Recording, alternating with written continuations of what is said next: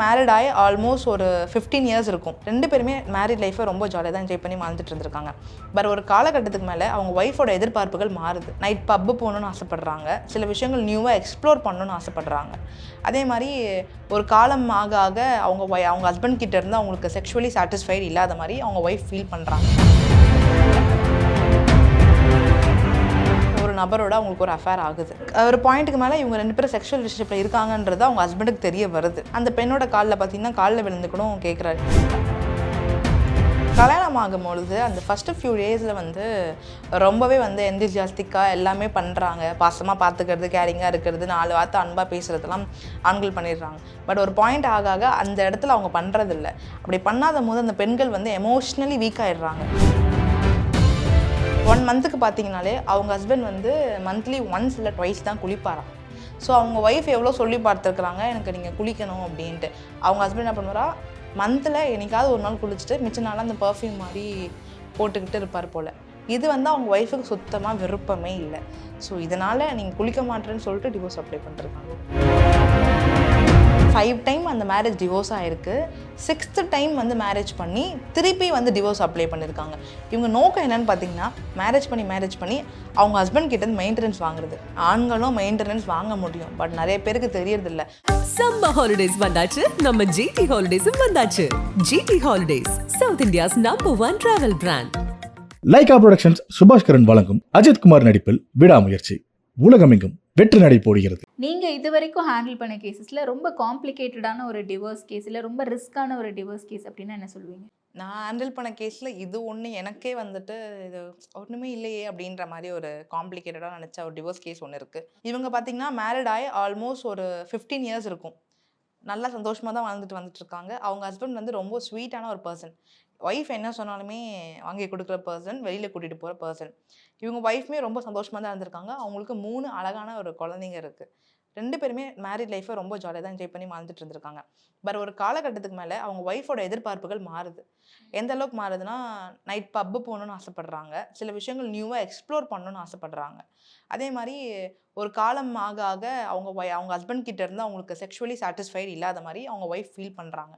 அவங்க ஹஸ்பண்ட் கிட்ட போய் சொல்கிறாங்க, எனக்கு வீட்டில் இருக்கிறதுக்கு விருப்பம் இல்லை, எனக்கு ஒர்க் போகணுன்னு ஆசையாக இருக்குது அப்படின்னு சொல்கிறாங்க. அவங்க ஹஸ்பண்ட் சொல்கிறாங்க, தாராளமாக நீங்கள் போ அப்படின்னு சொல்கிறாங்க. ஒரு இடத்துல ஒர்க் போகிறாங்க. ஒர்க் போயிட்டு இருக்கும் பொழுது அவங்களுக்கு அந்த ஒர்க்குமே செட் ஆகலை. திருப்பி ரிலீவ் ஆகிடுறாங்க. ரிலீவ் ஆகிட்டு நான் படிக்கணும்னு ஆசைப்பட்றேன்னு சொல்கிறாங்க. கவர்மெண்ட் எக்ஸாம்ஸ் மாதிரி. அவங்க ஹஸ்பண்டுமே பார்த்திங்கன்னா எல்லா ஃபெசிலிட்டிஸுமே பண்ணி கொடுக்குறாரு ஒய்ஃப்காக. அங்கே கிளாஸ் போகும்பொழுது ஒரு நபரோட அவங்களுக்கு ஒரு அஃபேர் ஆகுது. அவங்க பார்த்தீங்கன்னா அன்மேரிட் தான். அந்த நபர் அன்மேரிட், இவங்க மேரிட். இவங்களுக்கு 3 குழந்தைகள் இருக்குது. ஒரு பாயிண்ட்டுக்கு மேலே இவங்க 2 பேரும் செக்ஷுவல் ரிலேஷன்ஷிப்பில் இருக்காங்கன்றது அவங்க ஹஸ்பண்டுக்கு தெரிய வருது. தெரிய வருதுமே அவங்க ஒய்ஃபை அவங்க ஹஸ்பண்டால் விட முடியல. ஸோ நான் மன்னிச்சிடுறேன் உன்னை, நம்ம 2 பேரும் இதுக்கப்புறம் திருப்பி வாழலாம் அப்படின்றத எவ்வளவோ கேட்குறாரு.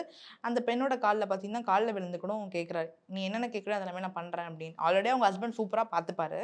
அப்படி பார்த்துக்கிற மாதிரி இருந்தாலுமே அவங்களுக்கு செக்ஷுவலி சாட்டிஸ்ஃபைடு ஆகலை அவங்க ஹஸ்பண்ட் கிட்ட. ஸோ அதனால் வாழ முடியாது அப்படின்ற மாதிரி அவங்க ஒய்ஃப் சொல்கிறாங்க. இவங்க ஹஸ்பண்டுக்கு டிவோர்ஸ் கொடுக்க விருப்பம் இல்லைன்ற மாதிரி தான் இருக்காங்க. ஏன்னா 3 குழந்தைங்க இருக்குது. ஒய்ஃபை விரும்பி கல்யாணம் பண்ணியிருக்காரு. ஸோ ஒய்ஃப் வேணும் அப்படின்ட்டு இருக்காங்க. ஆனால் இவங்க ஒய்ஃப் பார்த்தீங்கன்னா, எனக்கு நீ வேணவே வேணாம் அப்படின்னு சொல்லிட்டு கண்டெஸ்ட் டிவோர்ஸ் போடுறாங்க.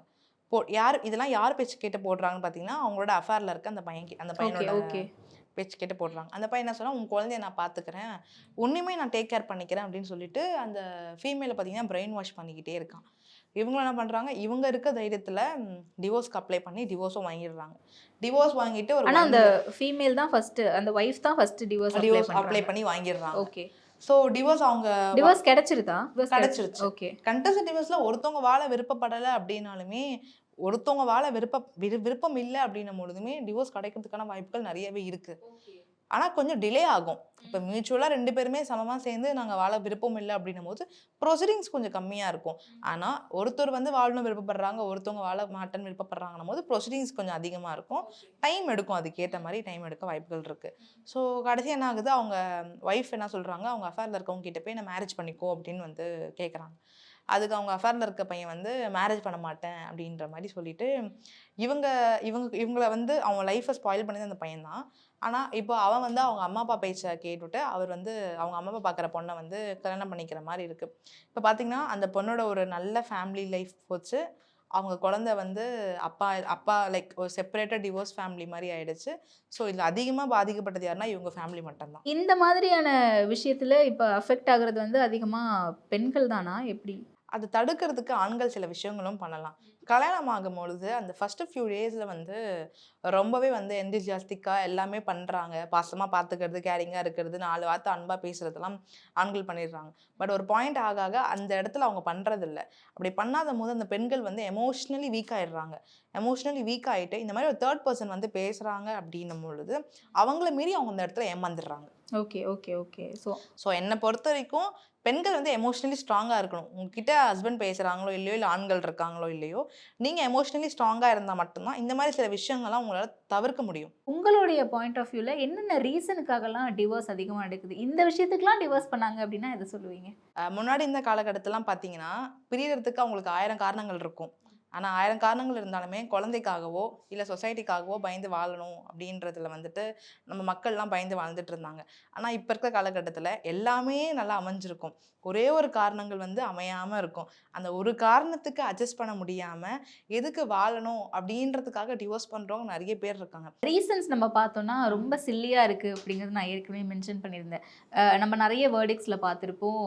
கொரட்டை விட்டாங்க அப்படின்றதுக்காகலாம் வந்து டிவோர்ஸ் ஆகுறத பார்த்துருப்போம். ஸோ அந்த மாதிரி ஏதாவது ரீசன்ஸ் இருக்கா? இந்த மாதிரி அக்செப்ட் பண்ணிக்க முடியாம இந்த விஷயத்துக்குலாம் நீங்க டிவோர்ஸ் பண்ணுவீங்களா அப்படின்ட்டு? நிறையவே இருக்குங்க. இப்போ உதாரணத்துக்கு உத்தரப்பிரதேஷில் இந்த கப்புள்ஸ் பார்த்தீங்கன்னா அவங்க ஒய்ஃப் டிவோர்ஸ்க்கு அப்ளை பண்ணுறாங்க. எதுக்காகன்னு பார்த்தீங்கன்னா அவங்க ஹஸ்பண்ட் ரொம்ப நல்லா பார்த்துக்கிறாரா, என்ன கேட்டாலும் வாங்கி கொடுக்குறாரா. வெயிட், ரொம்ப நல்லா பார்த்துக்கிறாங்கண்ணா. ஓகே.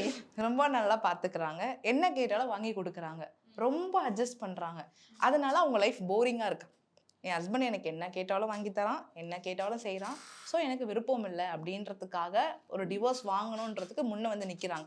ஏன்னா அவங்க வாழ்க்கையில் வந்து ஒரு சண்டை, பிரச்சனை, மிஸ் அண்டர்ஸ்டாண்டிங் இருந்தால் தான் அவங்களுக்கு இன்ட்ரெஸ்டிங்காக இருக்கும். ஓகே, இன்ட்ரெஸ்டிங்கிறத விட அதுதானே மிக்சட் எமோஷன்ஸ் இருந்தால் தானே லைஃப் கொஞ்சம் நல்லா போகிற மாதிரி எல்லாருக்கும் ஃபீல் ஆகும். அதனால யோசிச்சிருப்பாங்களோ, இல்லை எனக்கு அக்செப்ட் பண்ணிக்க முடியல. இதுக்கே இப்படி சொல்கிறீங்களே, கர்நாடகாவில் பார்த்தீங்கன்னா அவங்க ஒய்ஃப் 3 வேளையும் மேகி மட்டும்தான் சமைப்பாங்க. ஹஸ்பண்ட் அண்ட் ஒய்ஃப் ஒரு ப்ரொஃபஷனல் ஸ்டாப்புக்கு போனாலே அவங்க ஒய்ஃப் முதல்ல தேடி எடுக்கிறது மேகி மட்டும்தான். காலையில் Maggi, afternoon Maggi, night Maggi. இந்த மேகினால என் ஒய்ஃப் நான் சொன்னாலும் கேட்க மாட்டேன்றா, எனக்கு என்ன பிடிக்குன்றது கூட கேட்டு ஒரு ஃபுட்டில் ஒரு அண்டர்ஸ்டாண்டிங் இல்லை அப்படின்னு சொல்லிட்டு டிவோர்ஸ் அப்ளை பண்ணுறாங்க. உத்தரப்பிரதேசில் பார்த்தீங்கன்னா 2 ஹஸ்பண்ட் அண்ட் ஒய்ஃபு இவங்க நல்லா தான் இருக்காங்க, நல்லா தான் வாழ்ந்துட்டு இருக்காங்க. மேரேஜ் ஆகி பார்த்தீங்கன்னா ஜஸ்ட் 40 டேஸ் தான் ஆகுது. 40 டேஸில் அவங்களுக்கு எந்த அளவுக்கு ஒரு புரிதல் இருக்கும் அப்படின்றத பற்றி நமக்கு தெரியல. அவங்க ஹஸ்பண்ட் பார்த்தீங்கன்னா அந்த 40 டேஸில் மொத்தமாக குளிச்ச நாட்களே பார்த்தீங்கன்னா ஒரு 6 நாட்கள் தான் இருக்குமா. 1 மந்த்துக்கு பார்த்தீங்கனாலே அவங்க ஹஸ்பண்ட் வந்து மந்த்லி ஒன்ஸ் இல்லை ட்வைஸ் தான் குளிப்பாராம். ஸோ அவங்க ஒய்ஃப் எவ்வளோ சொல்லி பார்த்துருக்குறாங்க, எனக்கு நீங்கள் குளிக்கணும் அப்படின்ட்டு. அவங்க ஹஸ்பண்ட் என்ன பண்ணுவாரா, மந்தில் என்னைக்காவது ஒரு நாள் குளிச்சுட்டு மிச்ச நாளாக அந்த பர்ஃப்யூம் மாதிரி போட்டுக்கிட்டு இருப்பார் போல். இது வந்து அவங்க ஒய்ஃபுக்கு சுத்தமாக விருப்பமே இல்லை.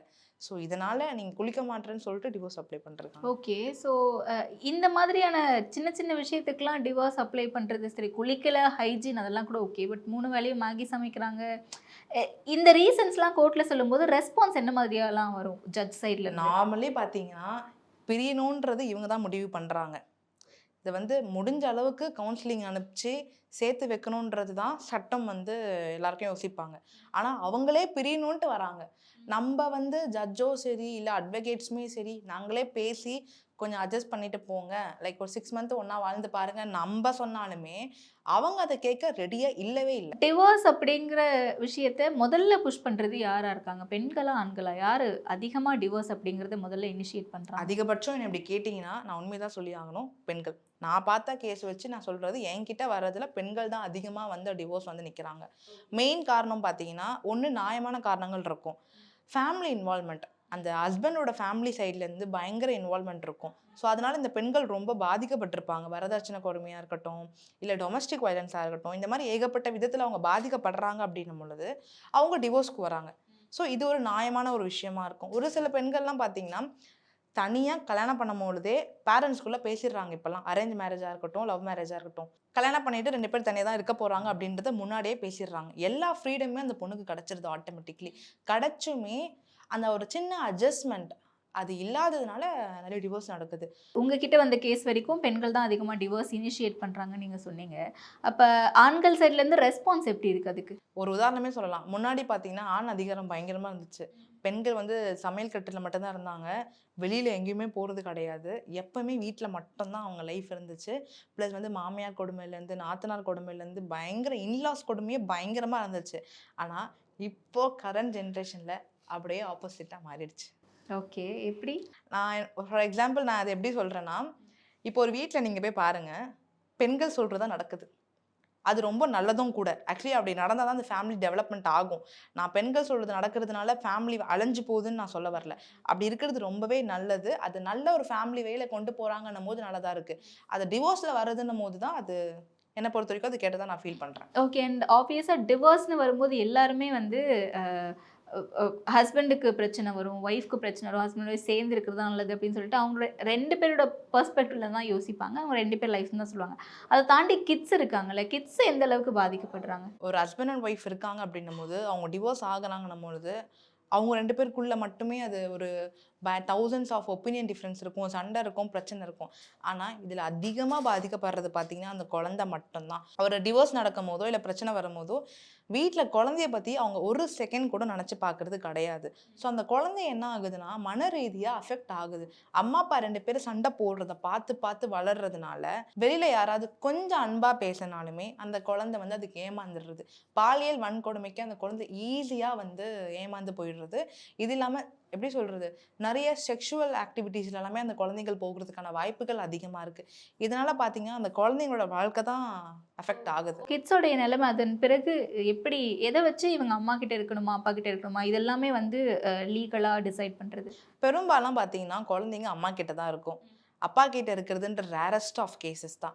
ஸோ அம்மா கிட்ட இருக்கும்போது, சில பெண்கள் என்ன பண்றாங்கன்னா, அவங்க ஹஸ்பண்ட் மேல தனிப்பட்ட இருக்கிற கோவத்தினால, அவங்க ஹஸ்பண்ட் கிட்ட அந்த குழந்தைய காட்டாமயே வளர்த்துடுறாங்க. ஸோ அந்த குழந்தைக்கு ஒரு சின்ன வயசா இருக்கும்போது ஒண்ணும் தெரிய போறதில்ல. பட் ஸ்கூலுக்கு போறான்னும்பொழுது, ஒரு பேரண்ட்ஸ் மீட்டிங்கா இருக்கட்டும், கூட மத்த குழந்தையோட அப்பா பார்க்கும்போது, அந்த குழந்தைக்கு ஆட்டோமேட்டிக்கா நமக்கு அப்பா இல்லையேன்ற ஒரு ஏக்கம் அதிகபட்சமா அந்த குழந்தைய அஃபெக்ட் பண்ணும். டிவோர்ஸுக்கு பிறகு பெண்களுக்கு வந்து ஜீவனாம்சம் அப்படின்ற மாதிரி ஒரு சர்டைன் அமௌண்ட்டை ஆண்கள் தரப்புல இருந்து கொடுக்கணும் அப்படின்றது இருக்கும். அது வந்து முன்னாடி ஆண்கள் மட்டும்தான் ஏர்ன் பண்ணிட்டு இருந்தாங்க, அதனால கொடுக்கணும் அப்படின்ற மாதிரி இருக்கும். பட் இப்போ எப்படி இருக்குது? இப்பயும் பார்த்தீங்கன்னா, மெயின்டனன்ஸ் வந்து பெண்கள் கிளைம் பண்ணிட்டு தாங்க இருக்காங்க. வொர்க் போற பொண்ணா இருந்தாலுமே அவங்க மெயின்டனன்ஸ் கிளைம் பண்ணிக்கிறாங்க. உதாரணத்துக்கு கர்நாடகால இந்த ஒரு கேஸ் ரீசென்ட்டா நடந்துச்சு. அவங்க ஒய்ஃப் வந்து 6 டைம் மேரேஜ் பண்ணியிருக்காங்க. 5 டைம் அந்த மேரேஜ் டிவோர்ஸ் ஆயிருக்கு. 6த் டைம் வந்து மேரேஜ் பண்ணி, திருப்பி வந்து டிவோர்ஸ் அப்ளை பண்ணியிருக்காங்க. இவங்க நோக்கம் என்னன்னு பார்த்தீங்கன்னா, மேரேஜ் பண்ணி அவங்க ஹஸ்பண்ட் கிட்ட இருந்து மெயின்டனன்ஸ் வாங்குறது. இத வந்து பார்த்தீங்கன்னா, ஜட்ஜ் கண்டுபிடிச்சுட்டாங்க. இந்த ஃபேக்ட்ஸ் ஆஃப் தி ஸ்டோரி விசாரணை பண்ணும்போது, இந்த பொண்ணு இப்படி தான் பண்ணி ஆல்ரெடி 5 டிவோர்ஸ் வாங்கியிருக்கு. தென் இவரு 6த் ஹஸ்பண்ட் கண்டுபிடிச்சு, அது ஒரு கான்ட்ரோவர்சியா ஆச்சு. அப்புறம் அந்த மெயின்டனன்ஸ அவங்க அக்செப்ட் பண்ணல. ஆண்களுக்குமே இந்த மெயின்டெனன்ஸ் அப்படிங்கிற விஷயம் இருக்கா? தாராளமாவே ஆண்களும் மெயின்டனன்ஸ் வாங்க முடியும். பட் நெறைய பேருக்கு தெரியறதில்ல. அவங்க மேரிட்டல் லைஃப்ல இருக்கும்போதே, அவங்க ஹஸ்பண்ட் வந்து அவங்க ஒய்ஃப டிபெண்ட் பண்ணி தான் இருந்திருக்காங்க. இல்ல ஒய்ஃபோட வருமானத்த வச்சு தான் ஃபேமிலிய ரன் பண்ணிட்டு இருந்திருக்காங்க அப்படின்னும் பொழுது, தாராளமா ஆண்களுமே மெயின்டனன்ஸ் வாங்கலாங்க. ஓகே. ஆண்கள் ஆனா வேலை செய்யறவங்களுக்கு கிடைக்காது. வேலை செய்றவங்களுக்குன்றத தாண்டி ஃபினான்ஷியலி அவங்க டிபெண்டன்ட்டா இருக்கணும். இருந்திருக்காங்க. ஓகே. தென் அவங்க ஸ்டேபிள் லைஃப்ல இல்ல அப்படின்றத அவங்க ப்ரூவ் பண்ண முடிஞ்சதுன்னா, மெயின்டனன்ஸ் தாராளமா கிடைக்கும். ஸோ அந்த மாதிரி ப்ரூவ் பண்ணி யாராவது வாங்கியிருக்காங்களா? அந்த யா மாதிரி கேசஸ் நெறைய பேர் வாங்கியிருக்காங்க இப்போலாம். ரீசென்ட் டைம்ஸ்ல நெறைய பேர் ஆண்களும் மெயின்டனன்ஸ் வாங்குறாங்க. அண்ட் இன்னொன்று இப்போ ஹஸ்பண்ட் அண்ட் ஒய்ஃப் கல்யாணத்துக்கு பிறகு சேர்ந்து ஒரு ப்ராப்பர்ட்டியோ இல்லை ஒரு லேண்டோ இல்லை வீடோ ஏதாவது ஒன்று வாங்கியிருப்பாங்க. அண்ட் டிவோர்ஸ் ஆகுது அப்படின்ற பட்சத்தில் அது யாருக்கு சொந்தமானதா கருதப்படும்? இப்ப வந்து ப்ராப்பர்ட்டி 2 பேருமே வந்துட்டு கஷ்டப்பட்டு 2 பேரும் ஷேர் பண்ணி வாங்கியிருக்காங்க அப்படின்னும் பொழுது, பட் ப்ராப்பர்ட்டி பார்த்தீங்கன்னா ஹஸ்பண்ட் நேம்ல தான் இருக்கு அப்படின்னும் பொழுது, இவங்க ஒய்ஃப் என்ன பண்ணா கோர்ட்ல ப்ரூவ் பண்ணணும். இந்த ப்ராப்பர்ட்டிக்கான ஷேர் இவங்க குடுத்துருக்காங்க. அதுக்கான கஷ்டப்பட்டுருக்காங்க அப்படின்ற ஒரு விஷயத்த ப்ரூவ் பண்ணும்பொழுது, ப்ராப்பர்ட்டி டிவைட் ஆகுறதுக்கு வாய்ப்புகள் இருக்கு. ஓகே. ப்ரூவ் அப்படிங்கிறது அந்த அமௌண்ட் ஷேரிங் அப்படிங்கிறது அமௌண்ட் ஷேரிங் டிரான்சாக்ஷன்ஸாவோ அந்த டிரான்சாக்ஷன். மாதிரி எஸ், ஏதாவது. எஸ். ஓகே, இப்ப ஓகே. லோன் எடுத்திருக்காங்க அப்படின்னா, அந்த லோன் எடுத்துட்டு டிரான்சாக்ஷன் பண்றதுக்கான எவிடன்ஸ் இருக்கணும்.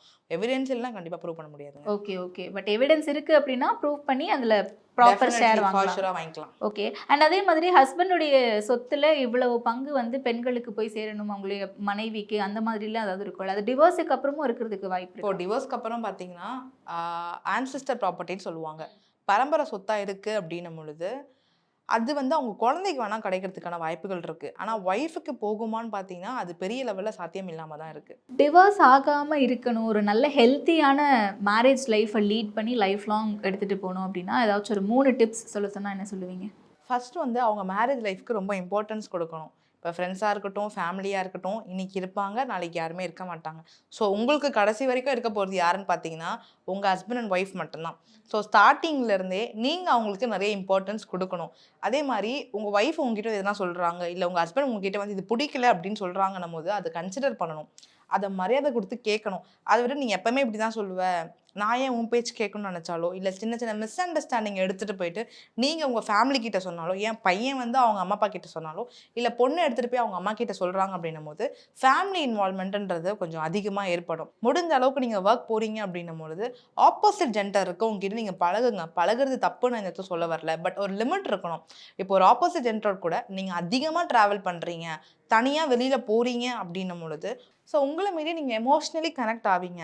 அந்த எமோஷ்னலி கனெக்ட் ஆகும்பொழுது உங்கள் ஹஸ்பண்ட் கிட்டயோ ஒய்ஃப் கிட்டயோ ஒரு சின்ன பிரச்சனை வருது அப்படின்னும் பொழுதே உங்கள் மனசு ஆட்டோமேட்டிக்காக அவங்கக்கிட்ட வந்து டிபெண்ட் ஆகிடும். ஸோ இதெல்லாம் தவிர்க்கிறீங்க அப்படின்னும் பொழுதே உங்கள் மேரேஜ் லைஃப் ரொம்பவே நல்லாயிருக்கும். முதல் ரீசன் ஹஸ்பண்ட் அண்ட் ஒய்ஃப் உங்கள் 2 பேரையும் ப்ரியோரிட்டைஸ் பண்ணுங்கள். உங்கள் ஃப்ரெண்ட்ஸ், உங்கள் ஃபேமிலி எல்லாருமே இன்றைக்கி இருப்பாங்க, பட் நாளைக்கு பார்த்தீங்கன்னா இருக்க மாட்டாங்க. உங்களுக்கும் கடைசி வரைக்கும் இருக்க போகிறது உங்கள் ஒய்ஃப் அண்ட் ஹஸ்பண்ட் மட்டும்தான்.